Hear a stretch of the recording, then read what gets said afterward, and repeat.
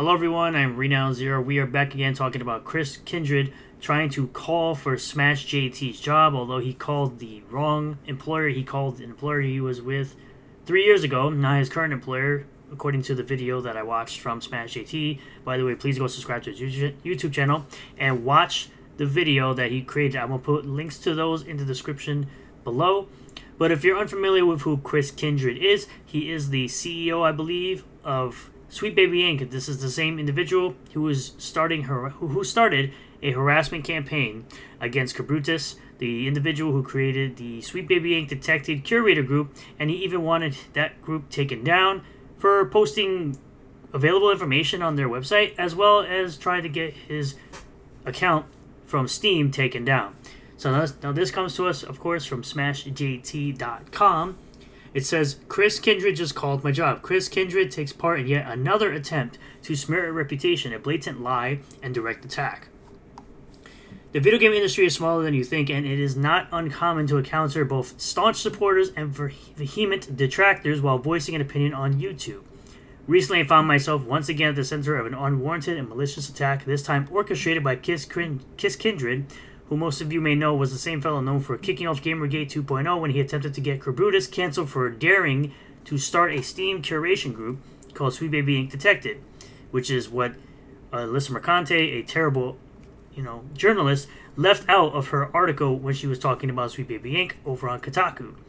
According to his website, Chris is a game designer, illustrator, and writer for Sweet Baby Inc., but digging further doesn't paint a pretty picture for the real type of person he is.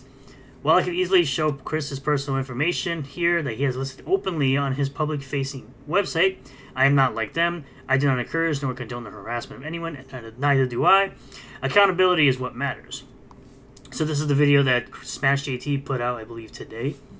What I'm about to talk about hopefully will serve as a stark reminder of the length some individuals will go to in order to silence voices that challenge the status quo. Again, I will not be silenced. You can stop trying. It's only making things worse.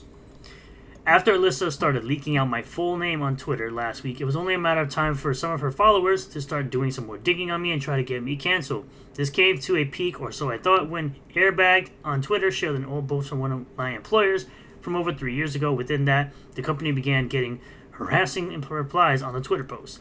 This is, of course, a picture of Chris Kindred. Chris, you're welcome to reach out to me if you have issues, as in SmashJT.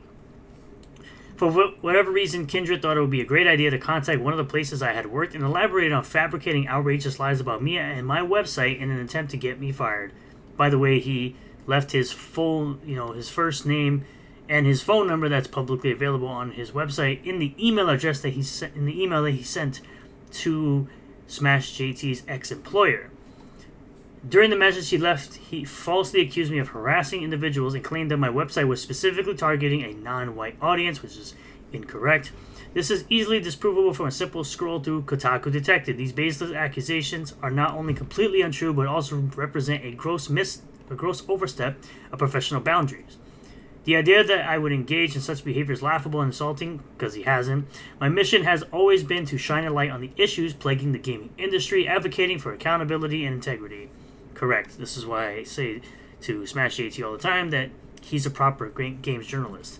I will continue to shine a light on this and stand by it because I care about improving the entire video game industry. The notion that my efforts to improve the industry could be twisted into something nefarious is both disheartening and infuriating.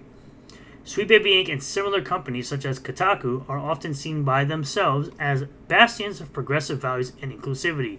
They're not. They look to exclude white people, so that's not inclusivity at all.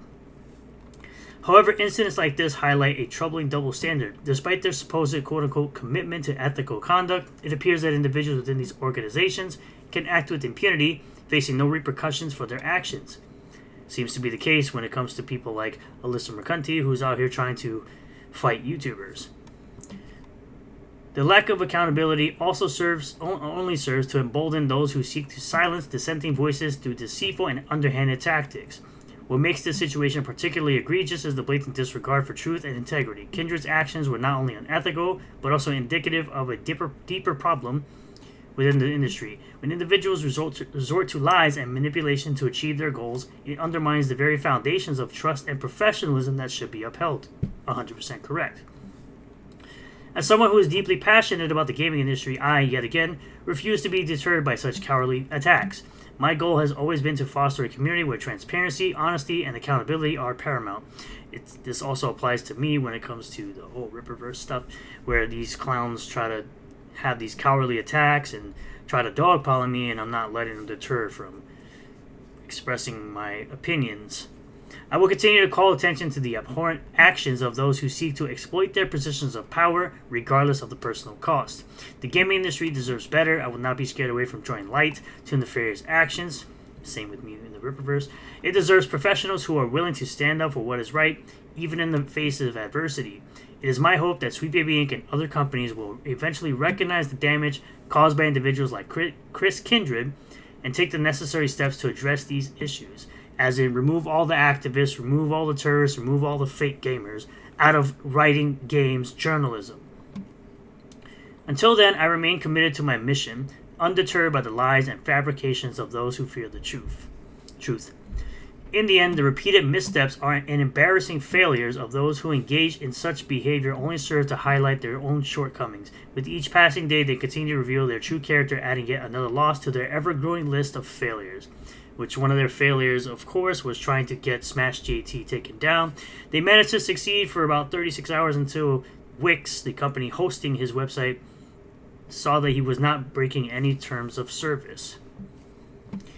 Perhaps someday they will come to realize the impact of their actions and the harm they have caused. Until that day comes, I will continue to fight for a better, more accountable games industry. And again, Sweet Baby Inc. is one of those companies that says you should terrify a company if they refuse to use their garbage consulting firm to put in more diversity and inclusion, because apparently people to them, people of color can't see themselves as a white character. They have to have black characters just for the sake of having black characters, rather than just creating black characters that are relatable.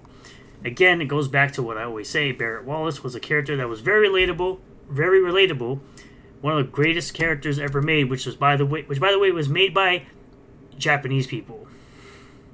Which is interesting to see that the Western world cannot seem to create a black character in recent memory that's actually good. It's all about the diversity and just inserting identity politics and nonsense into people's games rather than just creating a fun story with interesting characters. But this is the type of crap that people like this do. When you don't want to bow down or bend the knee to them, they will continue to attack your financial, funds and attack any revenue streams you may have in order to try to silence you from speaking the truth.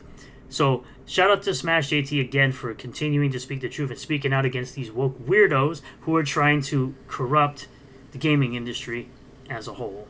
Thank you all for checking out this video. Again, I'm going to leave a link to this article and to the video where SmashJT talks about this in the description below.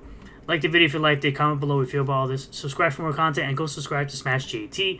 He's very, very close to 30,000 subscribers. It would be awesome if you go ahead and do that if you're interested in these type of videos that he'll make, and of course other gaming news. So hit the bell for notifications, set the bell to all, that way you'll get a notification anytime I post a new video or live stream, and I'll see you all in the next one. Peace.